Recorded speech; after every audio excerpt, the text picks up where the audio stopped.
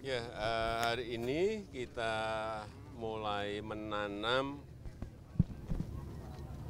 seperti di daerah-daerah yang lain.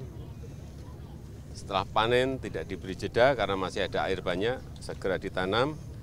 Dan yang saya senang di sini memakai pupuk organik yang dilakukan oleh Serikat Petani Indonesia. Sudah 3 tahun di sini. 3 tahun, berapa hektar total? 1.000 hektar. Kurang lebih 1.000 hektar. Semuanya organik dan biaya untuk pupuknya yang biasanya per hektar bisa sampai 5 sampai 6 juta per hektar, di sini hanya antara 100 sampai 500 ribu per hektar. Ini yang saya kira kalau bisa dikembangkan di daerah yang lain seperti yang dilakukan oleh Serikat Petani Indonesia, ini akan banyak mengurangi kos yang harus dikeluarkan petani dan tidak ketergantungan kepada pupuk-pupuk kimia. Tergantung pada industri pupuk kimia, tergantung pada import bahan baku dari pupuk-pupuk kimia yang sekarang ini terjadi. Sehingga jangan sampai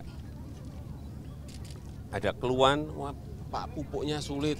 Ya memang sulit, semua negara urusan pupuk memang sulit, tetapi ada pilihan-pilihan dan ini sudah dimulai oleh Serikat Petani Indonesia. Saya kira bagus sekali. Dan hasilnya juga di awal memang agak turun dikit, tapi setelah itu meningkat malahan. Ini yang bagus. Yang kedua juga memperbaiki lingkungan. Ekosistem yang ada di sini menjadi tumbuh kembali. Cacing-cacing mulai banyak, belut mulai banyak, katak mulai banyak. Ini akan mulai lagi. Ekologinya akan terperbaiki kembali. Dorongan untuk Kementan, Pak, terkait pupuk organik seperti apa nanti? Ya ini tadi saya sudah memerintahkan ke Mentan untuk dikembangkan di provinsi lain, bukan hanya di Jawa Timur, tapi di provinsi lain, di kabupaten yang lain.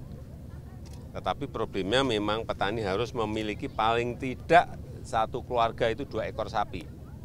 Nah di sini sudah, di daerah yang lain ini nanti tugasnya Kementan untuk mencukupi itu, sehingga bisa dipakai untuk membuat pupuk organik. Ya. Dan yang saya senang juga harga gabah di petani dibanding tahun yang lalu jauh lebih baik pada hari ini, sehingga petani mestinya senang. Pak Hendri, betul? Ya Pak. Sekarang berapa? Di sini 57 Pak, 58. Harga gabah petani 5.700, tinggi sekali. Tahun yang lalu kurang lebih 4.000, 4.200. Ya. Pak, terkait penolakan WordPress di Bali itu untuk tim Israel itu gimana? Tanggapan terkait dengan penolakan tim Israel datang ke WordPress? Saya belum dapat laporan. Ya. Gubernur Bali kan Pak. Saya belum dapat laporan. Rencana beras impor 2 juta itu progresnya seperti apa, Pak? Apa? 2 juta ton rencana beras impor. Itu untuk cadangan Bulog, karena kemungkinan akan ada yang namanya El Nino, kering panjang, sehingga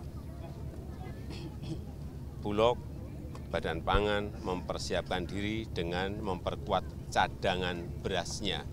Jangan sampai nanti pas sudah musim kering panjang, kita bingung mau beli beras ke Thailand, ke Vietnam, ke India, ke Pakistan, barangnya nggak ada.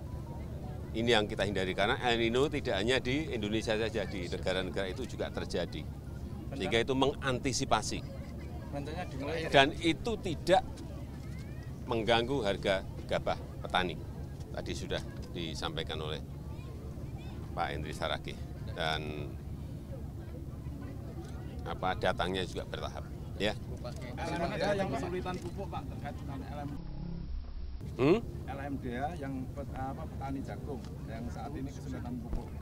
Tadi di depan kan sudah saya sampaikan bahwa pupuk itu kurang di semua negara. Semua negara itu berebutan bahan baku pupuk dari Rusia, dari Ukraina, dan dari negara lain, dan juga produksinya memang kita ini masih kurang. Sehingga di tingkat petani, baik petani beras atau hortikultura maupun yang lain, atau perkebunan, rebutan yang namanya barang, yang namanya pupuk. Ya, cukup.